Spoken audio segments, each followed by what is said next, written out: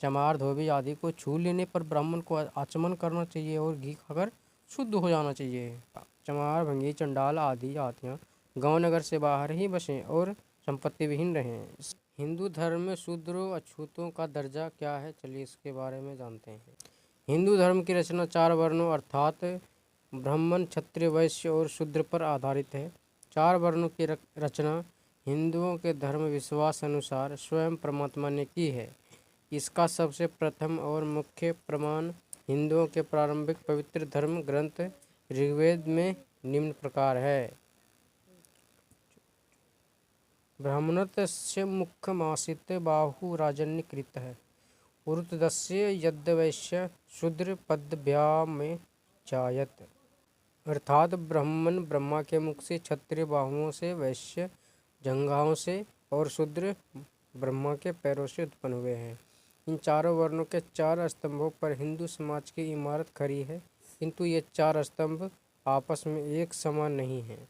सबसे ऊपर ब्राह्मण, उसके नीचे क्षत्रिय, उसके नीचे वैश्य और उसके नीचे शूद्र, अतः इनमें परस्पर बड़े छोटे का अंतर है। ब्राह्मण चारों वर्णों में शिरोमणि, पूज्य और पुण्य योगी हैं और समाज में सब लोगों के लिए आदरणीय हैं।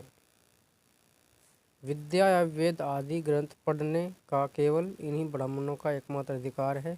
वह जीवन के देवता ठहराए गए हैं। हिंदुओं के धर्म ग्रंथों के आदेश के अनुसार ब्राह्मण चाहे कितना भी घोर पाप और अपराध करे तो भी वह मृत्युदंड का भागी नहीं है, जबकि शूद्र मामूली अपराध करने पर भी मृत्युदंड का भागी है। हिंदू शास्त्रों में स्थान स्थान पर धर्मज्ञाएं हैं कि ब्राह्मण के छोटे से बच्चे का भी अपमान करना दंडनीय और निंदा योग्य है। शास्त्रों के अनुसार ब्राह्मण का 10 वर्ष का बच्चा भी शूद्र वर्ण के 80 वर्ष के व्यक्ति से अधिक का आदर पाने योग्य है। अगर गांव में आग लग जाए तो सबसे पहले ब्राह्मण व्यक्ति या परिवार को जलती आग से निकालना धार्मिक कर्तव्य है। ब्राह्मणों की सेवा, पूजा और इन्हें हर प्रकार का सुख प्रदान करने का ही सुख और स्वर्ग की प्राप्ति होती है।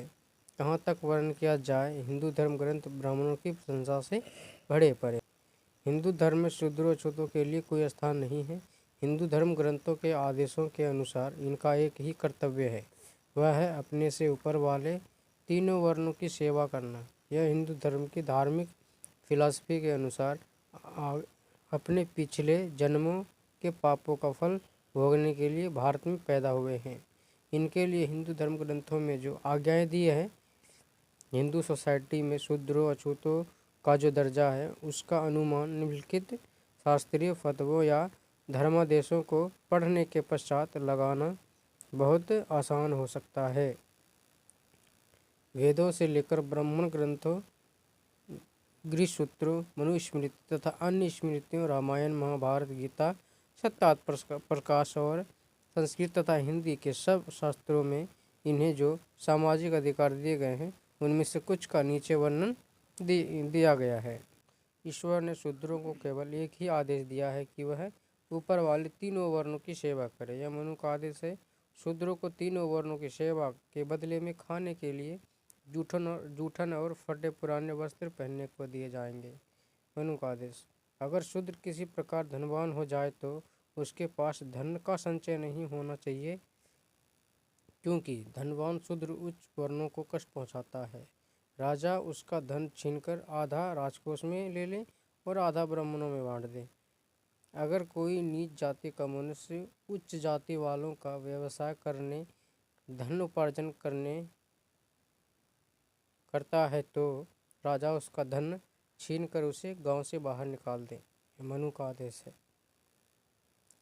अगर शूद्र के वेद मंत्रों का उच्चारण करे तो उसकी जीभ काट देनी चाहिए। अगर कोई शूद्र किसी ब्राह्मण को गाली दे तो उसकी जीभ काट देनी चाहिए।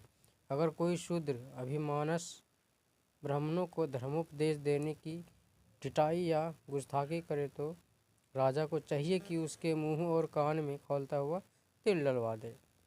यह मनु का आदेश है। अगर कोई नीच जाति का मनुष्य उच्च जाति के वालों के साथ एक आसन या पलंग पर बैठने का प्रयास करता है तो राजा उसके नितंबों चूतरों को लोहे की गर्म सीख से दगवा दे। यह मनु का आदेश है। अगर कोई शूद्र जप तप अथवा हवन करने में तत्पर हो तो वह राजदंड का भागी हो सकता है। जैसे शंभुक शूद्र तप करने पर राम की तलवार का शिकार हुआ। उत्तर रामचरितमानस। शूद्र जिस शारीरिक अंग से ब्राह्मण को मारे उसका वह अंग ही कटवा लिया जाए। अगर ब्राह्मण किसी मृत शूद्र को देख ले तो वह सूर को देखकर ही शुद्ध होगा। अगर शूद्र ब्राह्मणी से संभोग करे तो राजा उसके लिंग को कटवा दे। शूद्र पिता और ब्राह्मणी माता से उत्पन्न संतान चंडाल होगी। व्यभिचारिणी स्त्री, चोर, चमार, भंगी, धोबी आदि के घर का बना भोजन नहीं खाना चाहिए। जो ब्राह्मण शूद्र को धर्म की बातें बतलाता या सिखलाता है वह शूद्र समेत अंधकार में नरक में जा गिरेगा। पराशर स्मृति में यह लिखा हुआ है। ब्राह्मण को जरूरत पड़े तो वह बिना रोक टोक शूद्र का धन छीन ले, क्योंकि शूद्र का अपना धन तो होता ही नहीं है।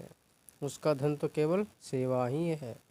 ब्राह्मण उसका स्वामी है, अतः वह सब धन वास्तव में ब्राह्मण का ही धन है।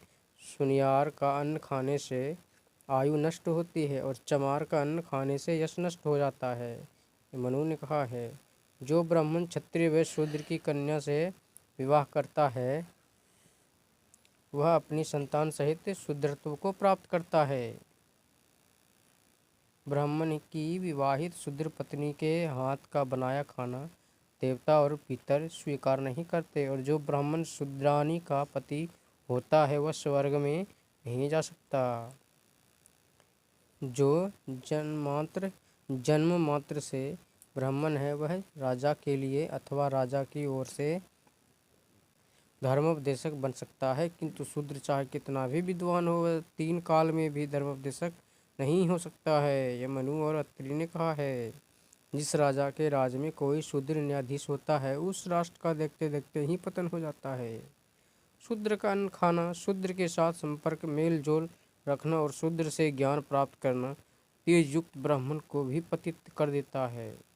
ब्राह्मण का अन्न अमृत के समान है, किंतु शूद्र का अन्न रुधिर तुल्य है। ब्राह्मण से 2%, क्षत्रिय से 3%, वैश्य से 4% और शूद्र से 5% मासिक ब्याज लेना चाहिए। ब्राह्मण के नाम के अंत में शर्मा, क्षत्रिय के नाम के अंत में वर्मा, वैश्य के नाम के आगे गुप्ता और शूद्र के नाम के अंत में दास शब्द लगाने चाहिए। यदि शूद्र किसी ऊंची जाति का अपमान करे तो उसकी जीभ में लोहे की कील गर्म करके गाड़ देनी चाहिए। यह मनु ने आदेश दिया है। जिस राजा के कर्तव्य धर्म का विचार शूद्र करता है उस राजा का राज तत्काल नष्ट हो जाता है। यह मनु का आदेश है। अगर ब्राह्मण शूद्र का अन्न खाकर मरेगा तो वह शूद्र के घर ही जन्म लेगा। चमार, भंगी, चंडाल आदि जातियाँ गांव नगर से बाहर ही बसें और संपत्ति विहीन रहें। इनका धन कुत्ते और गधे हों।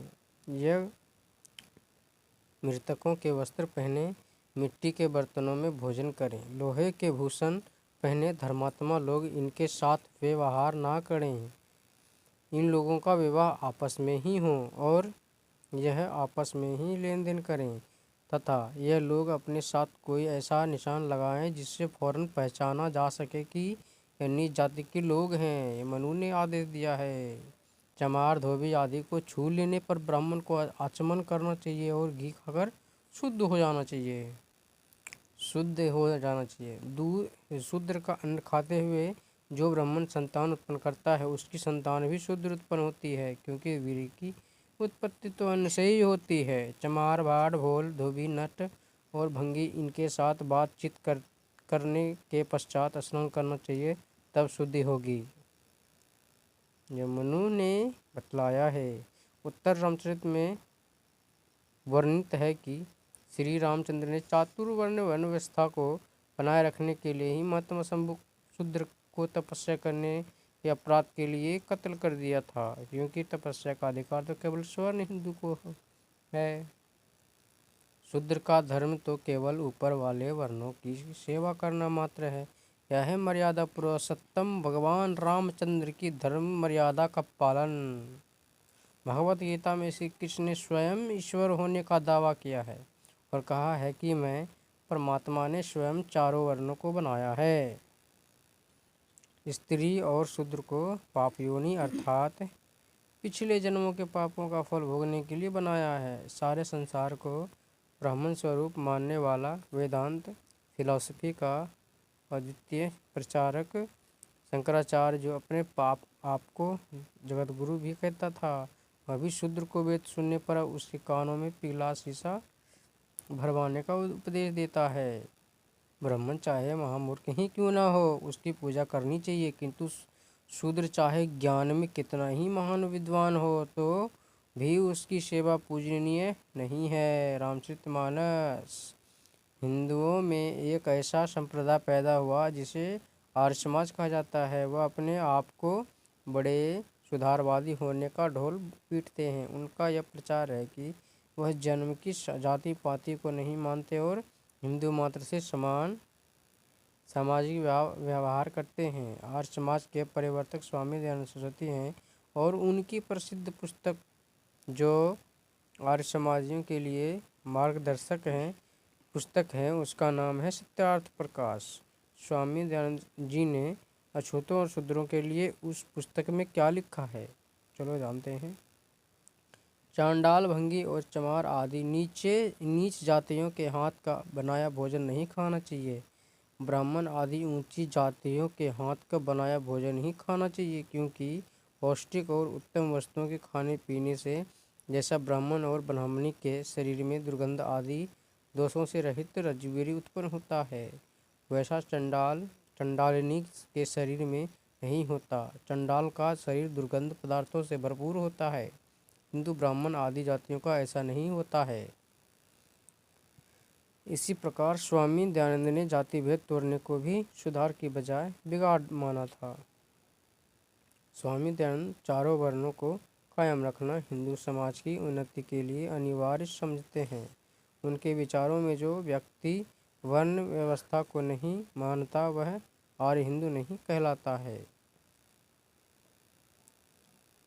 इसी प्रकार हिंदू जाति के समाज सुधारक महात्मा गांधी के मत अनुसार जो चारों वर्णों में विश्वास नहीं रखता और उन वर्णों में विहित आदेशों को नहीं मानता वह हिंदू नहीं है। स्वामी दयानंद जी के मत में समाज में चार वर्ण अनिवार्य हैं। कहने को तो वर्ण व्यवस्था जन्म से न मानकर वह गुण कर्म स्वभाव से मानते हैं, लेकिन चलती जन्म से ही है, क्योंकि गुण कर्म स्वभाव नापने की अभी तक कोई मशीन नहीं बन पाई है। इसलिए सनातनी हिंदू और आर्य समाजी जात पात मानने में दोनों एक समान ही है। अगर एक भूतनाथ है तो दूसरा प्रेतनाथ।